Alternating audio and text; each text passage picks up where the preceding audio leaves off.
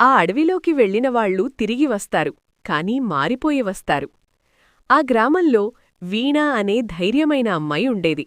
ఆమెకు తన తమ్ముడు చాలా ఇష్టం.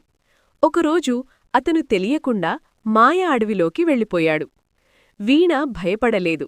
నా తమ్ముడిని తెచ్చేంతవరకు నేనాగను అని నిర్ణయించుకుంది. అడవిలోకి అడుగుపెట్టగానే చెట్లు మాట్లాడతాయి. గాలిలో మెరిసే కాంతులు, రెక్కలున్న జంతువులు.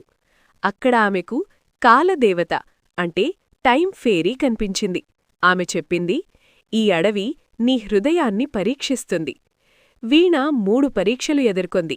1 భయాన్ని ఎదుర్కోవడం, 2 స్వార్థాన్ని త్యాగం చేయడం, 3 నిజమైన ప్రేమను నిరూపించడం.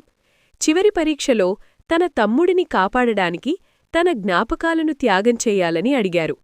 ఒక్క క్షణం ఆలోచించి వీణ అంగీకరించింది. అప్పుడే అడవి మొత్తం వెలిగిపోయింది. కాలం వెనక్కి తిరిగింది. తమ్ముడు సురక్షితంగా ఆమె ముందు నిలిచాడు. కాలదేవత నవ్వుతూ చెప్పింది, నిజమైన ప్రేమే అతి గొప్ప మాయ. వీణ గ్రామానికి తిరిగి వచ్చింది.